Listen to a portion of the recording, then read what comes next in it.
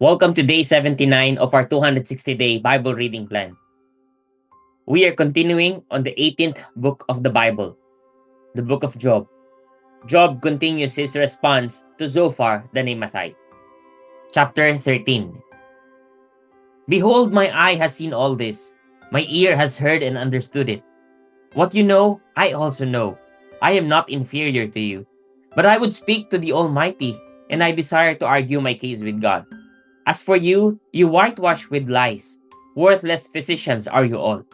Oh, that you would keep silent, and it would be your wisdom. Hear now my argument and listen to the pleadings of my lips. Will you speak falsely for God and speak deceitfully for Him? Will you show partiality toward Him? Will you plead the case for God? Will it be well with you when He searches you out? Or can you deceive Him as one deceives a man? He will surely rebuke you if in secret you show partiality. Will not His majesty terrify you, and the dread of Him fall upon you? Your maxims are proverbs of ashes, your defenses are defenses of clay. Let me have silence and I will speak, and let come on me what may. Why should I take my flesh in my teeth, and put my life in my hand? Though He slay me, I will hope in Him, yet I will argue my ways to His face. This will be my salvation, that the godless shall not come before Him. Keep listening to my words, and let my declaration be in your ears. Behold, I have prepared my case. I know that I shall be in the right. Who is there who will contend with me? For then I would be silent and die. Only grant me two things. Then I will not hide myself from your face. Withdraw your hand far from me, and let not dread of you terrify me. Then call, and I will answer, or let me speak, and you reply to me. How many are my iniquities and my sins? Make me know my transgression and my sin. Why do you hide your face and count me as your enemy? Will you frighten a driven leaf and pursue dry chaff? For you write bitter things against me, and make me inherit the iniquities of my youth. You put my feet in the stocks and watch all my paths. You set a limit for the soles of my feet.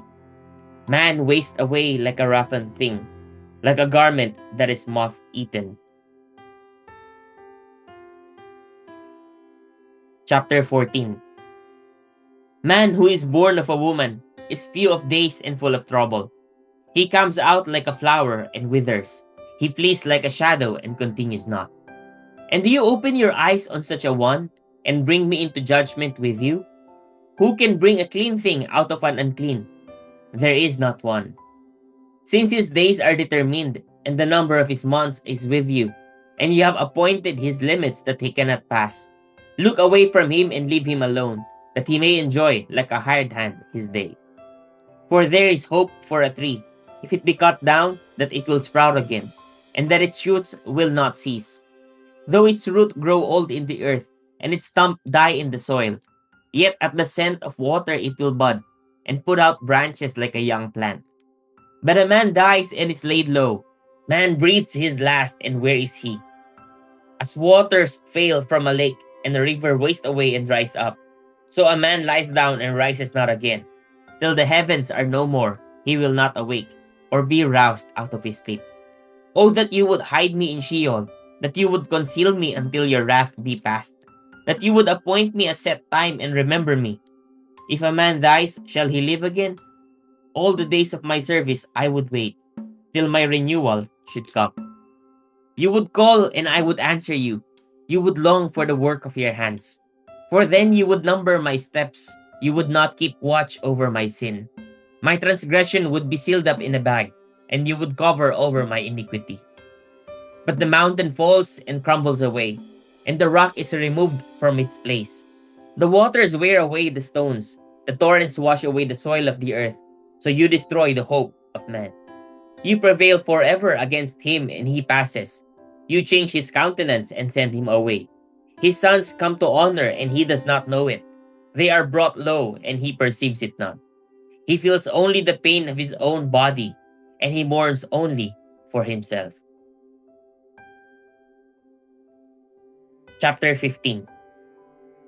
Then Eliphaz the Temanite answered and said, Should a wise man answer with windy knowledge, and fill his belly with the east wind? Should he argue in unprofitable talk, or in words with which he can do no good. But you are doing away with the fear of God and hindering meditation before God. For your iniquity teaches your mouth, and you choose the tongue of the crafty. Your own mouth condemns you, and not I.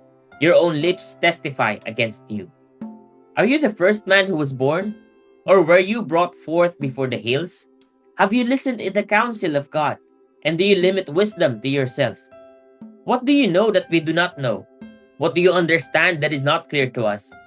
Both the gray haired and the aged are among us, older than your father. Are the comforts of God too small for you? Or the word that deals gently with you? Why does your heart carry you away? And why do your eyes flash that you turn your spirit against God and bring such words out of your mouth? What is man that he can be pure? Or he who is born of a woman that he can be righteous? Behold, God puts no trust in his holy ones, and the heavens are not pure in his sight. How much less one who is abominable and corrupt, a man who drinks injustice like water. I will show you, hear me, and what I have seen I will declare. What wise men have told without hiding it from their fathers, to whom alone the land was given, and no stranger passed among them. The wicked man writes in pain all his days, through all the years that are laid up for the ruthless. Dreadful sounds are in his ears. In prosperity the destroyer will come upon him. He does not believe that he will return out of darkness, and he is marked for the sword. He wanders abroad for bread, saying, where is it? He knows that a day of darkness is ready at his hand. Distress and anguish terrify him. They prevail against him like a king ready for battle. Because he has stretched out his hand against God and defies the Almighty, running stubbornly against him with a thickly bossed shield. Because he has covered his face with his fat and gathered fat upon his waist, and has lived in desolate cities, in houses that none should inhabit, which were ready to become heaps of ruins. He will not be rich, and his wealth will not endure, nor will his possessions spread over the earth. He will not depart from darkness, the flame will dry up his shoots, and by the breath of his mouth he will depart. Let him not trust in emptiness, deceiving himself, for emptiness will be his payment. It will be paid in full before his time, and his branch will not be green. He will shake off his unripe grape like the vine, and cast off his blossom like the olive tree. For the company of the godless is barren, and fire consumes the tents of bribery. They conceive trouble and give birth to evil, and their womb prepares deceit. Chapter 16. Then Job answered and said, I have heard many such things. Miserable comforters are you all. Shall windy words have an end? Or what provokes you that you answer? I also could speak as you do. If you were in my place, I could join words together against you and shake my head at you. I could strengthen you with my mouth, and the solace of my lips would assuage your pain. If I speak, my pain is not assuaged, and if I forbear, how much of it leaves me? Surely now God has worn me out. He has made desolate all my company, and he has shriveled me up, which is a witness against me. And my leanness has risen up against me. It testifies to my face. He has torn me in his wrath and hated me. He has gnashed his teeth at me. My adversary sharpens his eyes against me. Men have gaped at me with their mouth. They have struck me insolently on the cheek. They mass themselves together against me. God gives me up to the ungodly and cast me into the hands of the wicked. I was at ease and he broke me apart. He seized me by the neck and dashed me to pieces. He set me up as his target. His archers surround me. He slashes open my kidneys and does not spare. He pours out my gall on the ground. He breaks me with breach upon breach. He runs upon me like a warrior. I have sewed sackcloth upon my skin and have laid my strength in the dust. My face is red with weeping, and on my eyelids is deep darkness, although there is no violence in my hands, and my prayer is pure. O earth, cover not my blood, and let my cry find no resting place. Even now, behold, my witness is in heaven, and he who testifies for me is on high. My friends scorn me, My eye pours out tears to God, that he would argue the case of a man with God, as a son of man does with his neighbor. For when a few years have come, I shall go the way from which I shall not return. Chapter 17. My spirit is broken, my days are extinct. The graveyard is ready for me.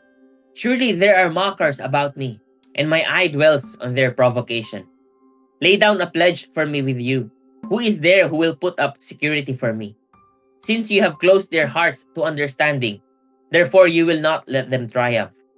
He who informs against his friends to get a share of their property, the eyes of his children will fail. He has made me a byword of the peoples, and I am one before whom men spit. My eye has grown dim from vexation, and all my members are like a shadow. The upright are appalled at this, and the innocent stirs himself up against the godless. Yet the righteous holds to his way, and he who has clean hands grows stronger and stronger. But you, come on again, all of you, and I shall not find a wise man among you. My days are past, my plans are broken off, the desires of my heart. They make night into day. The light, they say, is near to the darkness. If I hope for Sheol as my house, if I make my bed in darkness, if I say to the pit, you are my father, and to the worm, my mother, or my sister, where then is my hope? Who will see my hope? Will it go down to the bars of Sheol? Shall we descend together into the dust? Chapter 18. Then Bildad the Shuhite answered and said, How long will you hunt for words? Consider, and then we will speak. Why are we counted as cattle? Why are we stupid in your sight? You who tear yourself in your anger, shall the earth be forsaken for you, or the rock be removed out of its place? Indeed, the light of the wicked is put out, and the flame of his fire does not shine. The light is dark in his tent, and his lamp above him is put out. His strong steps are shortened, and his own schemes throw him down. For he is cast into a net by his own feet, and he walks on its mesh. A trap seizes him by the heel, a snare lays hold of him. A rope is hidden for him in the ground, a trap for him in the path. Terrors frighten him on every side, and chase him at his heels. His strength is famished, and calamity is ready for his stumbling. It consumes the parts of his skin. The firstborn of death consumes his limbs. He is torn from the tent in which he trusted, and is brought to the king of terrors. In his tent dwells that which is none of his. Sulfur is scattered over his habitation. His roots dry up beneath, and his branches wither above. His memory perishes from the earth, and he has no name in the street. He is thrust from light into darkness, and driven out of the world. He has no posterity or progeny among his people, and no survivor where he used to live. They of the west are appalled at his day, and horror seizes them of the east. Surely such are the dwellings of the unrighteous. Such is the place of him who knows not God. Praise God for the reading of his word.